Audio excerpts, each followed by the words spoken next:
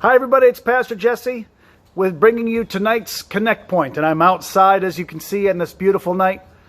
So you might hear a little bit of wind, but it's pretty and it's beautiful. I'm hoping you're enjoying it as well. Just want to remind you to check our Facebook page on a regular basis. We've got announcements and other things that are going on still, even though we're quarantined and not out, there are still things going on. And of course, you can be looking for musicians from our church that we've asked to record some songs at their house, and we're going to be putting those up on Facebook as well. So you'll want to see those and get those and listen to those and worship with that. Also want to remind you that tomorrow night at 7 o'clock, we're going to be having live Holy Thursday. And then also Good Friday, we'll be having live devotions on Good Friday, both at 7 o'clock. And then, of course, celebrating and rejoicing Easter together. I know not together as we want ideally to be together, but we will still be doing it over the internet and videos and things of the like. So don't forget to join us this coming Easter Sunday.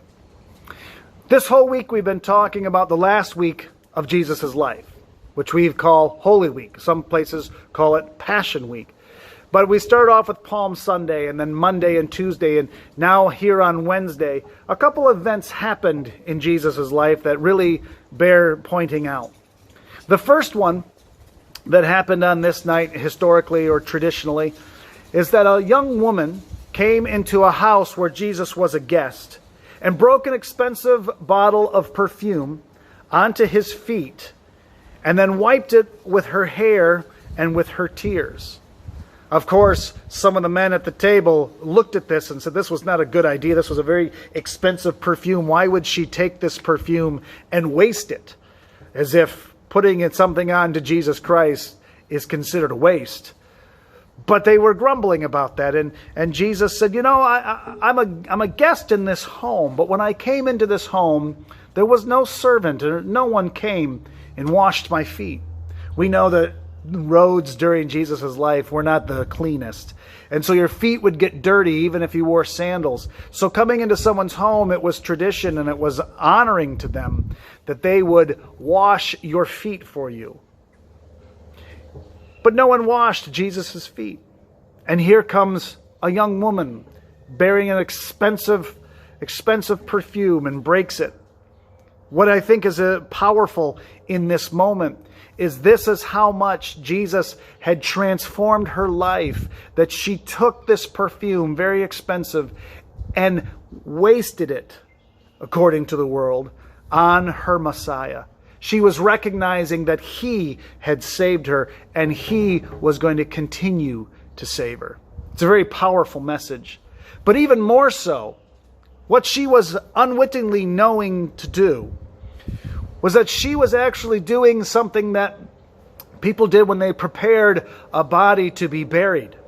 They would actually rub expensive smells and perfumes into the body, into the remains of their loved one, because they would place them into their tomb. And unlike today's tomb, they wouldn't leave people in there.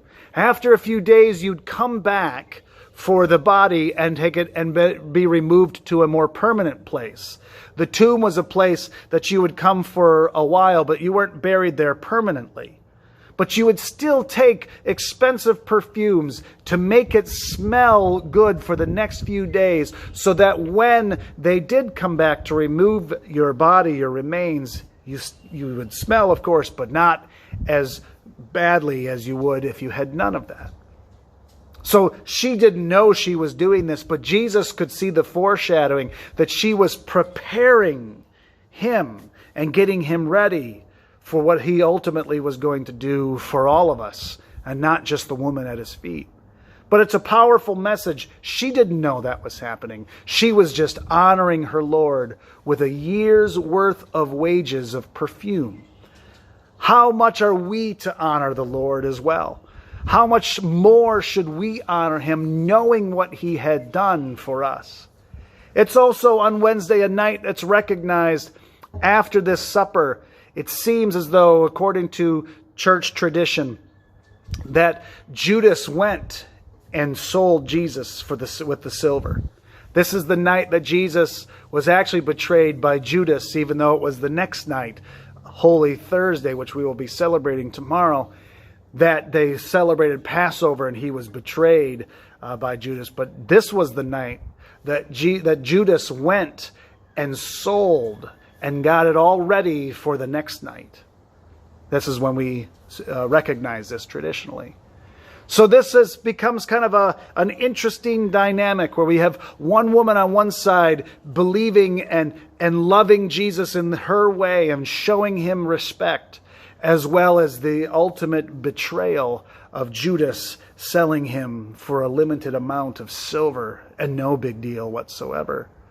It's powerful thought, powerful thinking. So my challenge for us tonight is this. Honoring God this weekend. What can you do to honor him even more? Is it taking a few moments and just drawing away from your family and from whatever else is going on in your home right now, and just getting away and saying, Jesus, I want to just focus on you and give you the honor and give you the respect. Maybe it's something that you can do in the next couple days. Maybe it's something that you can focus on as a family and say, we want to look at Christ's life and what he did for us in remembrance. So I would challenge you to look at that. On one hand, you have the ultimate betrayal of Jesus, and on the other, the ultimate honoring and sacrifice of this young woman. I hope you enjoyed tonight's Connect Point. I will see you soon. Be safe and be blessed.